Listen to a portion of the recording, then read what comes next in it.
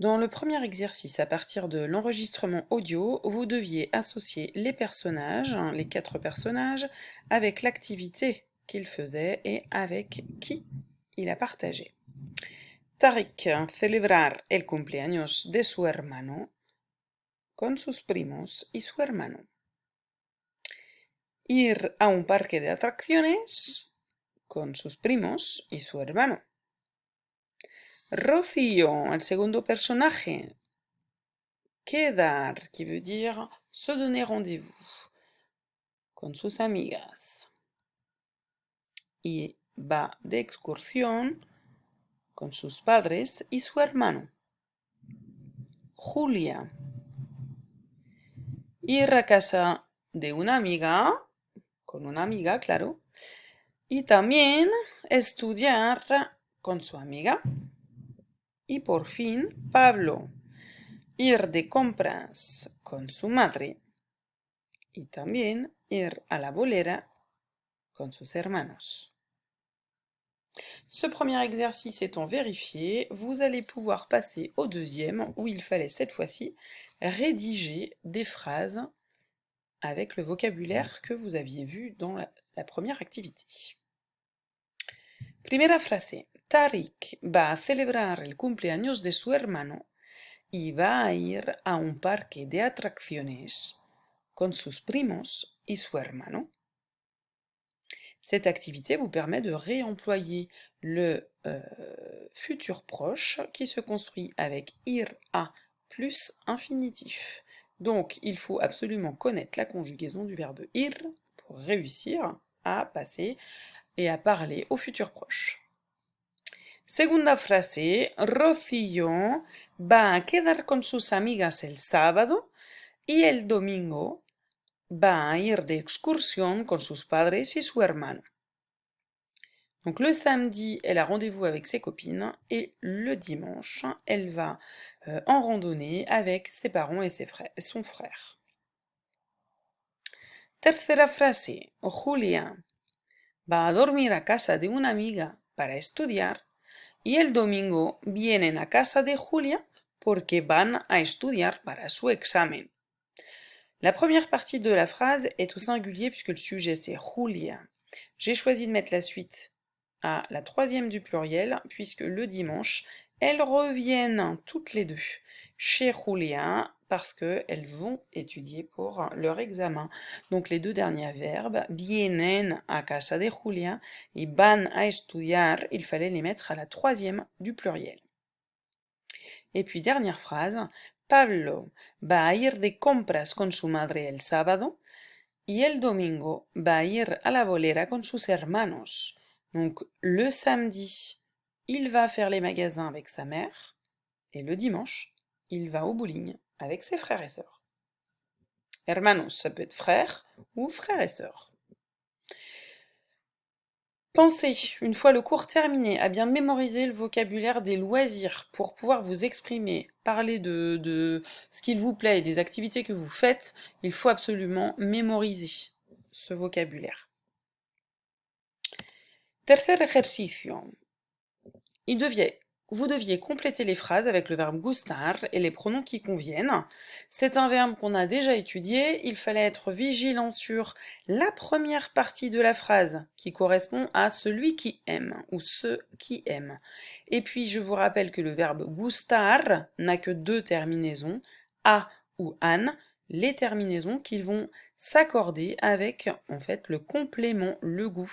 Si le goût est au singulier, le verbe sera au singulier. Si le goût est au pluriel, le verbe sera au pluriel. Première phrase. A Tariq y a mí nos gusta quedar con amigos. Il fallait être vigilant ici, le sujet étant Tariq et moi. Donc c'est bien nous, première personne du pluriel. Quedar est un infinitif. À chaque fois que vous avez un verbe à l'infinitif, le verbe gustar se terminera forcément au singulier. Segunda frase. A mis padres no les gustan las pelis románticas. Mis padres étant la troisième du pluriel, le pronom c'est bien les. Et puis, qu'est-ce qu'ils aiment mes parents? Ils aiment les films romantiques. Les films étant au pluriel, eh bien nous avons gustan. A Mónica y a ti, perdón, os gustan las mismas cosas, ¿verdad? Mónica et toi, vous aimez les mêmes choses. Pas vrai? Frase D. A mis abuelos les gusta ir al pueblo.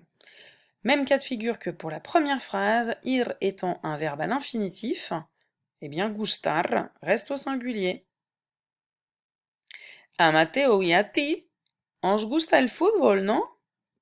Mathéo et toi, deux sujets, donc le pluriel, deuxième personne, os gusta. Et la dernière phrase, a mi madre y a mí nos gustan los caballos. Ma grand-mère et moi, nous aimons les chevaux. Los caballos, ce sont les chevaux au pluriel, donc gustan. Si ça reste encore un petit peu confus, reprenez la leçon sur gustar et la fiche d'explication pour bien revoir cette construction qui est un peu particulière par rapport au français. Ejercicio 4. ¡Qué guay! Il fallait classer les expressions suivantes dans le tableau. Les expressions positives, les exclamations positives, les exclamations négatives. On va commencer par les exclamations positives. La première, ¡Qué guay! Ça veut dire waouh, trop cool! La deuxième expression positive était par exemple bien ou qué bien. Les deux, ça veut dire waouh, trop bien. Génial, pas de souci pour la traduction. Et dernière expression, como mola. Et là, ça veut dire oh, c'est trop top, c'est trop bien. Pour les exclamations négatives, eh bien, nous avions par exemple que palo, ça veut dire oh la barbe. Que plan tan aburrido, quand on vous propose quelque chose que vous trouvez ennuyeux ou ennuyant, eh bien voilà quelle l'exclamation vous pourrez utiliser. Et puis la dernière, que rollo, ça c'est pareil, c'est quand ça vous saoule, quand vous n'aimez pas. L'exercice 5, il fallait appliquer les exclamations que vous veniez de découvrir. Donc, eh bien maintenant que les exclamations sont peut-être un peu plus claires, ça risque d'être plus facile. Tes parents te proposent diverses activités, il fallait réagir en utilisant les expressions de l'activité que guay. Par exemple, on vous propose ¿Qué os parece si hoy vamos a comer a un restaurante? Ça veut dire est-ce que ça vous tente d'aller aujourd'hui manger au resto? Génial, par exemple. Alors évidemment, hein, selon votre degré d'enthousiasme, eh bien vous choisirez parmi la liste des expressions positives celle qui vous correspond le mieux. La frase B. Esta tarde vamos a la biblioteca. Cet après-midi, nous allons à la bibliothèque. Donc, si vous aimez lire, eh bien, vous gardez une expression positive. Je me suis dit que c'était peut-être pas votre tasse de thé, donc je vous propose, par exemple, que rollo, ça veut dire oh non, la barbe, ça me saoule, ou éventuellement que palo.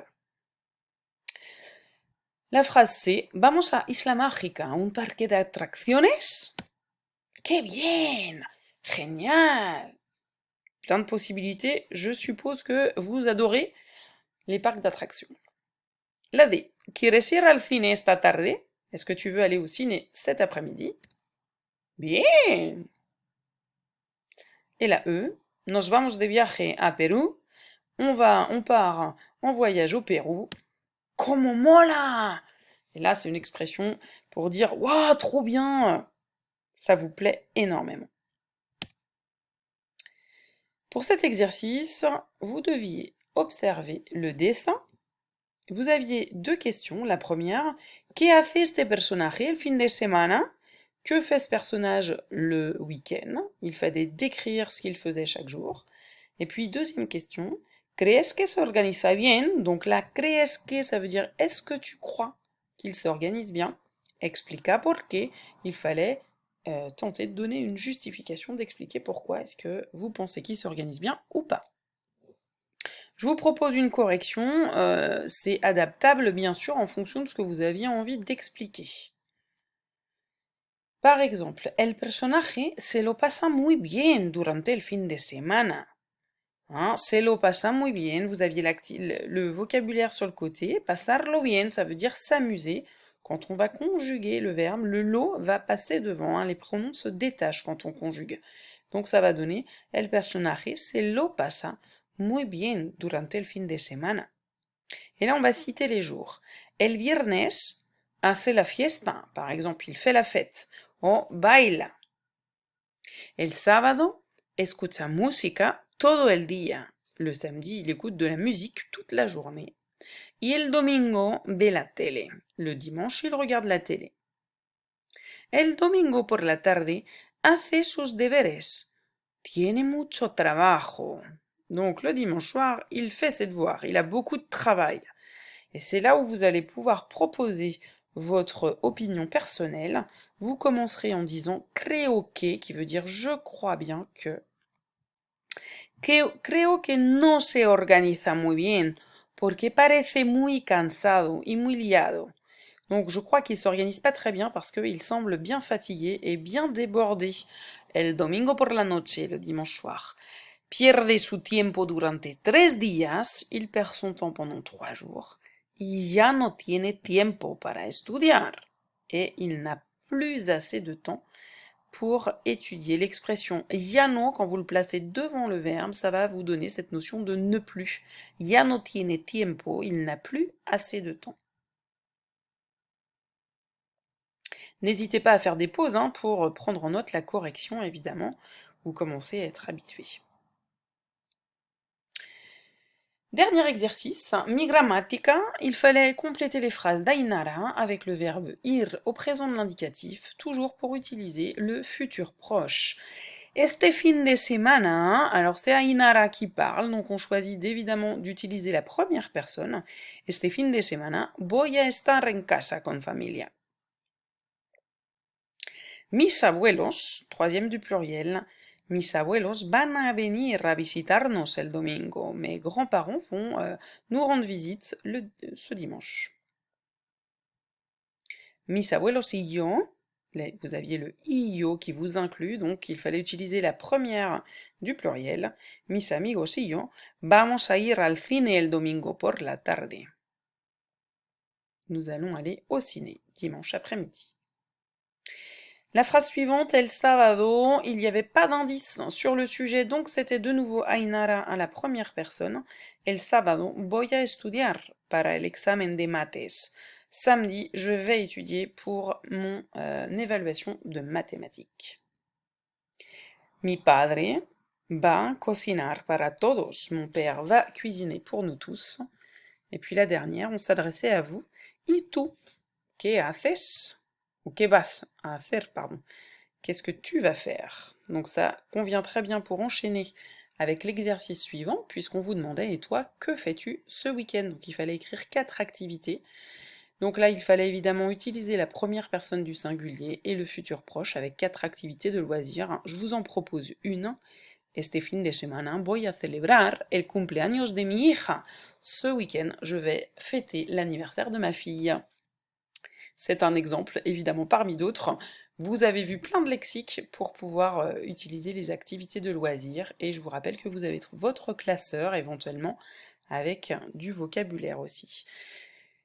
J'espère que tout ça est bien clair, que vous maîtrisez bien maintenant le futur proche. Hein, c'est pas très compliqué. Par contre, il faut connaître la conjugaison du verbe ir.